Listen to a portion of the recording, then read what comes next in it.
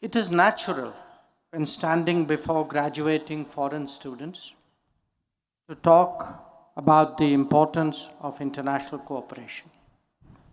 After all, your studies, your stay in India is an expression of that very concept.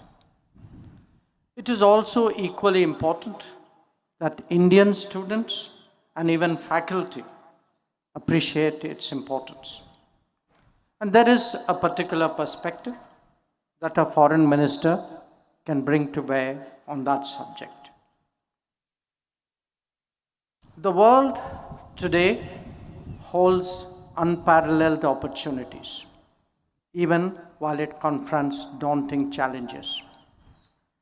Addressing either of them is best done through partnerships and collaborations.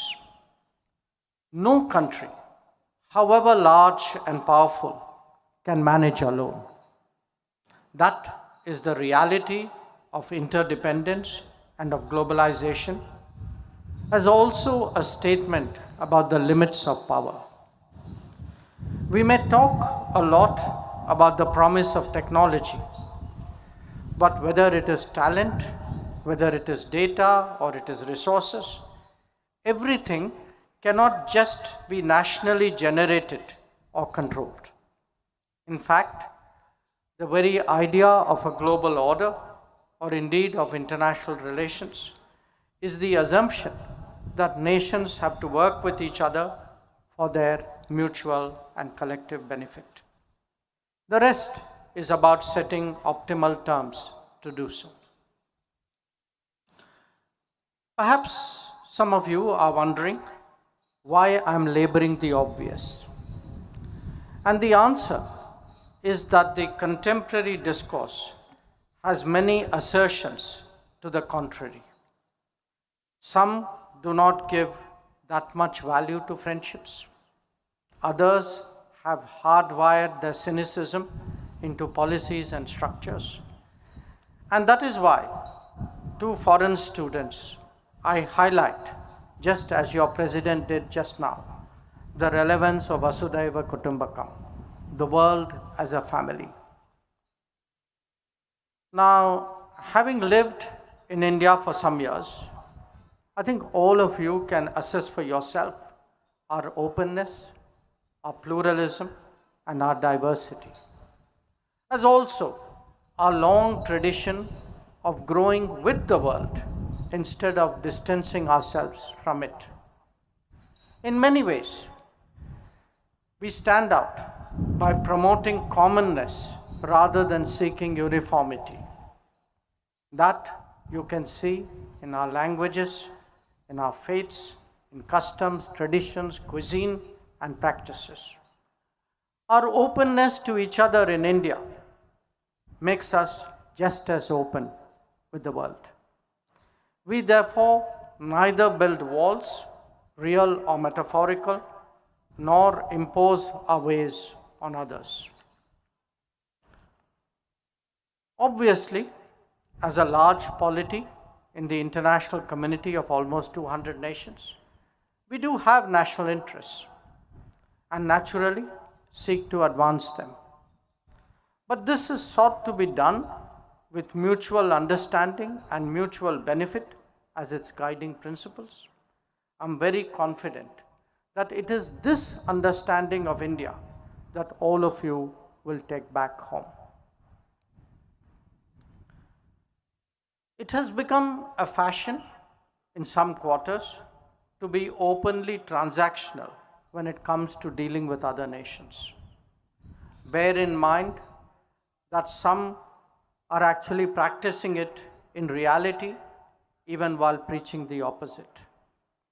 There can be a legitimate debate about how best to engage the world. Some of it may be driven by cost benefit, but among certain societies, sentiment and values also count for something. In fact, they count for a lot. India belongs to that category. Even while pursuing our national goals, we have always kept in mind our larger obligation to the world and to the international community. Now, our resources may be limited, but let me say, India has always had a large heart. And that is why, still being a developing country, we have undertaken more than 600 development projects in 78 nations across various continents. For that very reason, even while we were in the midst of taking care of our own, we supplied vaccines to 99 nations and medicines to 150 during the COVID pandemic. When we advocate the interests of the global South, it is for a reason that only a member of that fraternity can appreciate. Doing the right thing is also doing the smart thing. In an age of narratives, it is also to be expected that friendships will be professed by many. After all, one goal of diplomacy is to maximize solidarity with other nations, to strengthen one's own position. Some countries do that through collectives based on geography and history. Some others invoke faith, language, or culture. India's endeavor, even while building on bonds of proximity, sociology, and heritage, has been to promote goodwill through development. To that end, we have utilized two broad approaches that drive our activities abroad. One is to share our experiences in a very concrete manner with partners, conscious that they are probably more relevant to their needs than those that our partners could access elsewhere.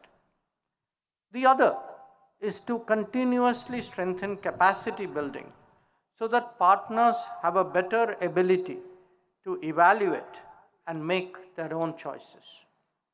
Together, what it does is to give our partner countries, especially those of the global South, more options as well as a stronger hand in negotiating with others in the world.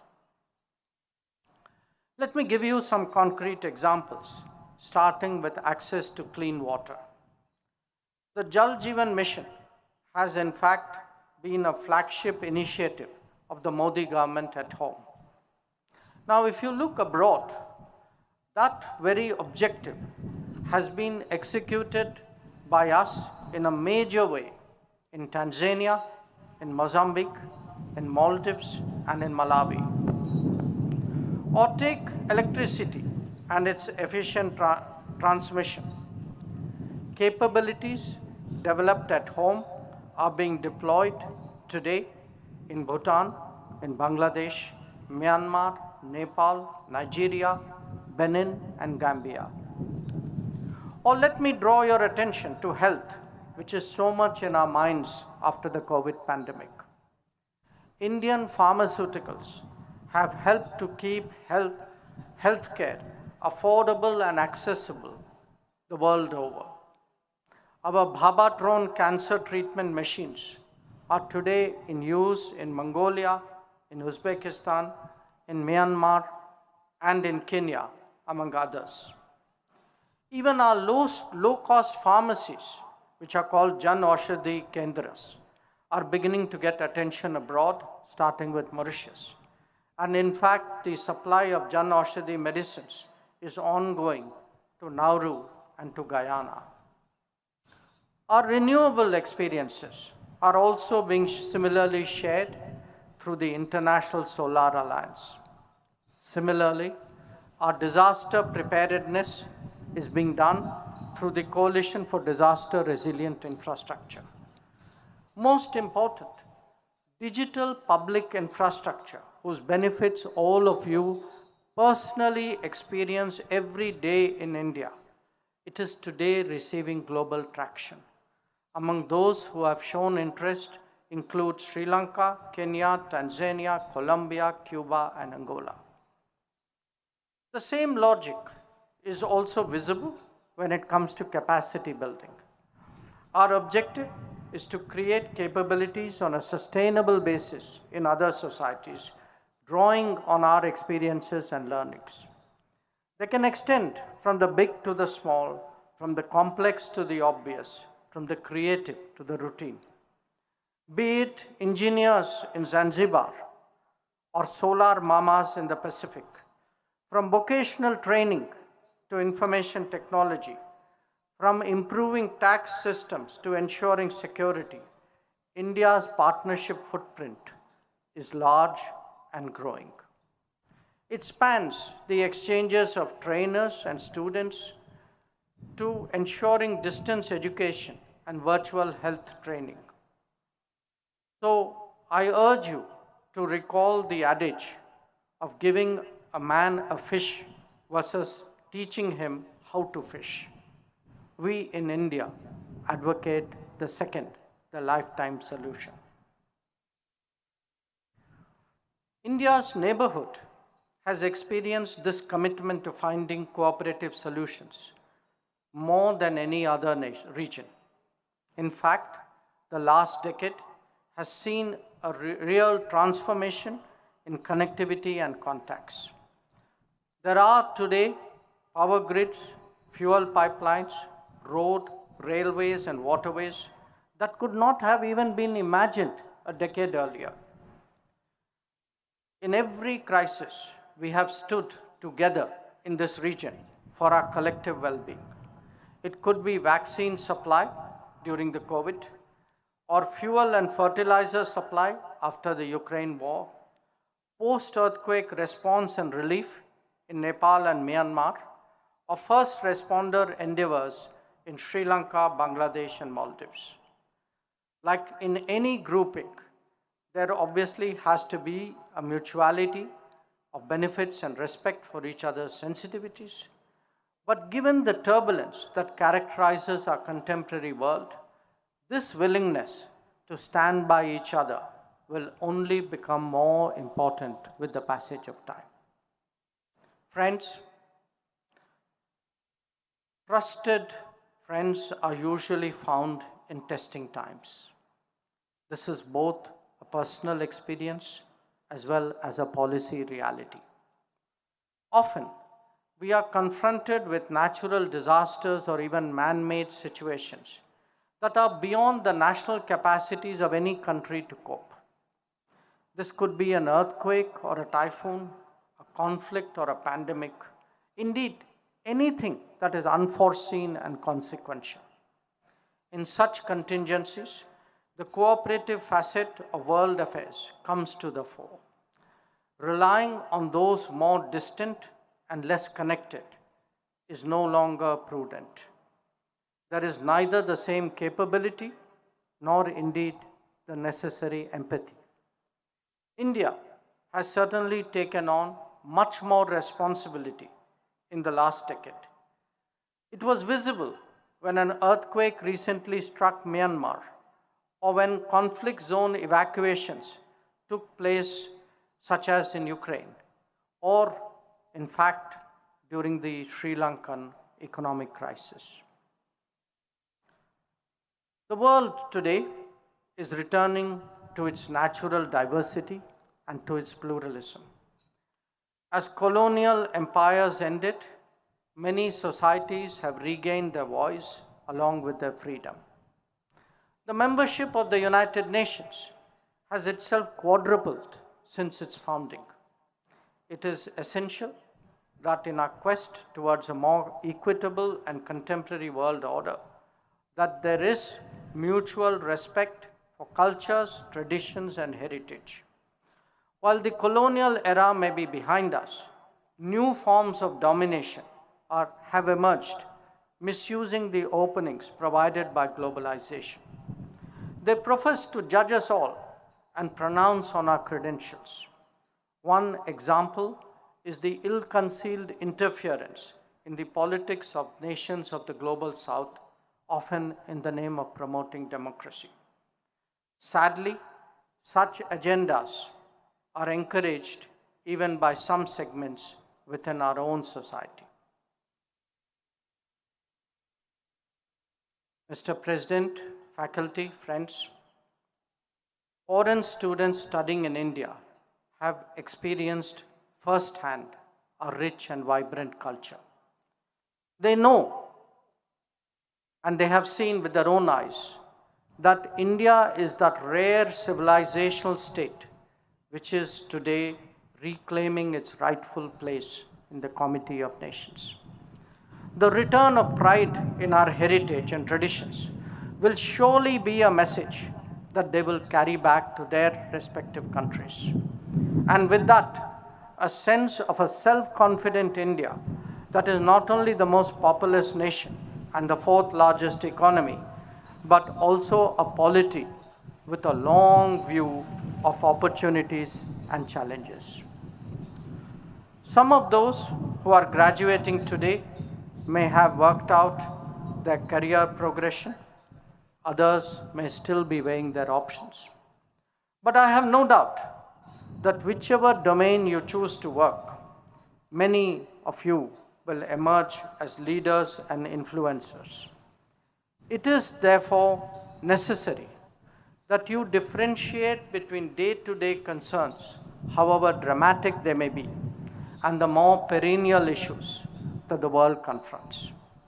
And indeed, there are some problems that affect us all and can be expected to continue in the foreseeable future. Terrorism would surely rank high in that list. Recent events have only sharpened our awareness.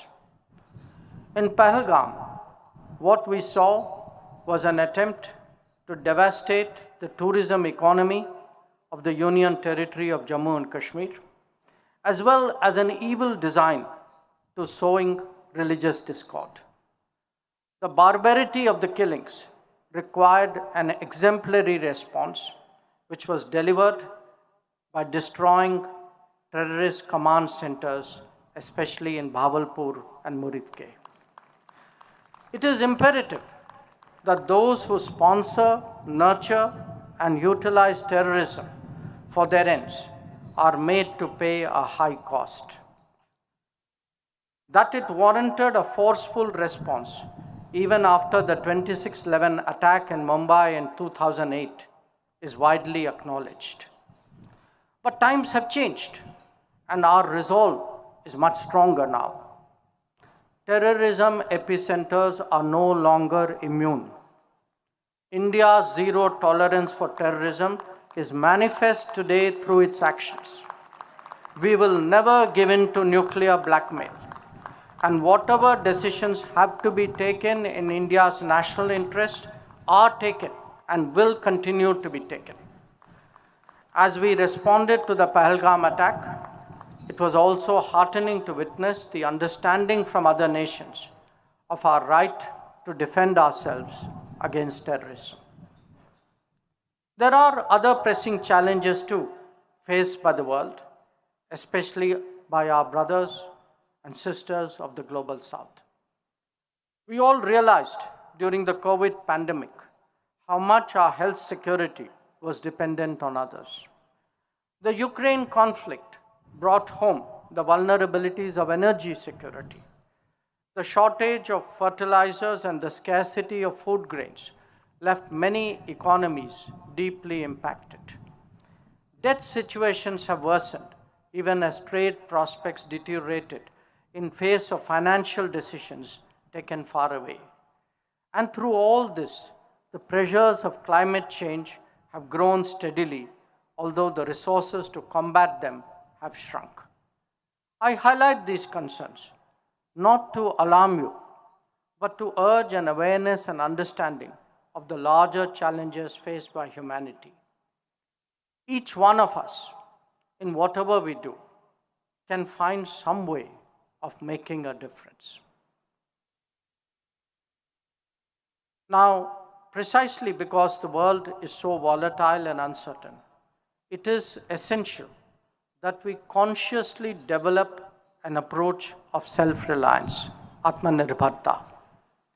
This should not be confused for a rejection of international relationships or of insulating ourselves from the world. In today's context, it means having the essential capacities within our national control to the extent possible.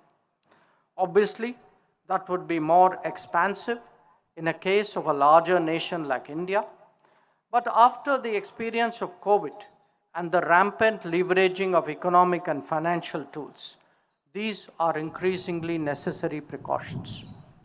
Various countries will naturally give their own specific expression to this commitment, to this search for self-reliance. In India, it has primarily taken the form of what we call Make in India, as well as greater usage of our products and practices. Capabilities and confidence developed together, and advocacy of our talent and skills is very much a part today of India's development. In the recent counter-terrorism operations, Operation Sindhur, it was notable that our indigenous technologies played a very successful part. There could be no better refutation of those who publicly ran down Make in India and undermined national self-confidence. I really hope that students going back to their respective countries carry back this message, this lesson. It may enthuse them to think of similar endeavors at home. Just as nations have built their image, individuals too have their own branding. They develop their own reputation. Perhaps this is a moment to reflect on personal qualities, traits, and approaches. I strongly believe that young people should be optimists. They should be optimists because more than any other demographic, they aspire to a better tomorrow. But that effort should be rooted firmly on the ground in realism. When analysis is divorced from ground reality, it can only end badly. We have seen that to our cost in the early years after independence. At a personal level, allow me today to offer 3 thoughts for your pathway ahead. 1, develop strong work habits early in life. It will make you serious and credible as a person. Avoid becoming shallow because, believe me, that trait has no shelf life. 2, it is a competitive world, and understandably, all of us strive at most to win. But do not stoop low for that reason, even if others do. And 3, take on responsibilities. Take on responsibilities because there is no better teacher in the world. Those who have never shouldered responsibilities will remain immature without the gravitas to lead. So, to the graduating students, let me say this. You are all entering a new phase of your life. As you graduate and go back to your homes, do take a part of India with you. I'm sure that you are also leaving a part of yourselves behind in the university, as also among your cohort, your friends, your peer group, your teachers. The timelessness of friendships is another great gift you carry, and I know that it will stand you all in very good stead. You have today done your country, your family, but most important, you have done yourselves proud through your achievements. I wish you all the very best for your growth, for your success, for your happiness. Thank you very much.